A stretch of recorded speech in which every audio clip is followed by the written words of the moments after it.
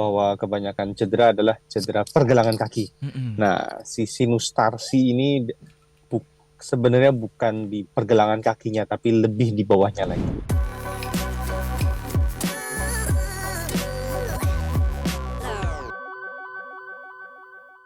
Terkait cedera sinus tarsi, masih banyak yang asing dengan cedera sinus tarsi. Sebetulnya ini apa, Dokter Dimas? Terima kasih. Selamat pagi sahabat-sahabat Sonora. Jadi berbicara mengenai sinus tarsi ya mungkin sesuatu bahasa yang sangat aneh ya dengarnya. Mmm, Soalnya seperti Mas Arya bilang bahwa kebanyakan cedera adalah cedera pergelangan kaki. mhm. Nah, si sinus tarsi ini sebenarnya bukan di pergelangan kakinya, tapi lebih di bawahnya lagi. Jadi Oh, sinus itu semacam terowongan ya. Sinus itu bahasa Latinnya terowongan, tarsi itu tarsus, artinya kaki bagian belakang. Nah, kalau pergelangan kaki itu kan batasnya antara tulang kering sama tulang engsel yang namanya talus. Nah, mhm. kalau sinus tarsi ini di bawahnya antara tulang talus dan tulang tumit bawah calcaneus. Nah, itu jadi di daerah tersebut ada seperti terowongan kecil ya buat manusia kecil. Nah, cuman di dalamnya tuh memang ada ligamen, ada ujung-ujung dari saraf sensorik, ada lemak dan ada banyak macam-macam lah di situ ya. Ada pembuluh darah kecil juga yang memang pada kenyataan dan hari-harinya kadang-kadang memang sangat tipis sekali dibedakan dengan cedera engkel. Jadi kalau orang sakit di sekitar situ dibilangnya engkel, padahal mungkin saja yang dialami adalah permasalahan di sinus tarsi tersebut, Mas Arya.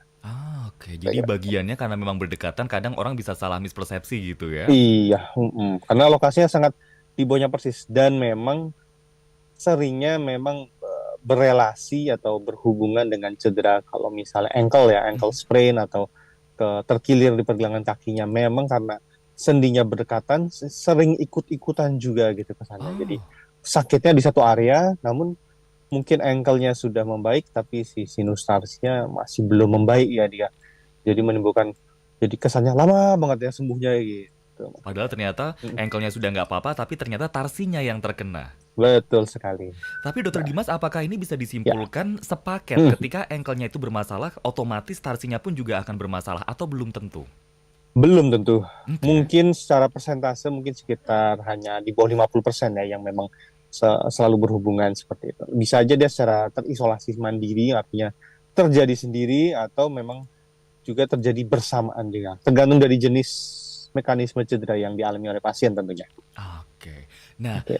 apa sih Dokter Dimas yang biasanya menyebabkan Hmm. seseorang itu bisa mengalami cedera sinus tarsi? Oke, nah jadi di sinus tarsi itu kan tadi saya bilang memang ada sendi ya. Mhm. Sendi antara tulang talus dan calcaneus. Nah, itu ada ligamennya.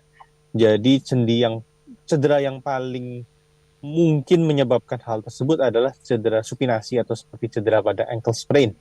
Jadi Oke. pada saat itu kakinya dalam posisi yang awkward atau posisi yang tidak lazim, nah kemudian terjadi cedera ligamen di situ biasanya. Jadi misalnya kayak ya memang betul mirip sekali dengan ankle sprain, cuman memang beda lokasi yang mungkin nanti bisa kita jelaskan berikutnya. Mhm. Gimana sih bedanya antara lokasi nyeri dari sinus tarsi dan dari ankle sprain itu sendiri. Tapi memang cedera terkilir ya, kalau kita terkilir itu paling sering adalah posisi kita setelah lompat kan kaki kita posisinya jinjit ya. Oke. Terus kemudian pada saat kakinya mendarat di ujung kaki, Mhm. dia akan terlipat ke arah dalam. Nah, itu yang memang salah satu cedera yang paling sering terjadi pada ankle sprain maupun pada sinus tarsi tersebut.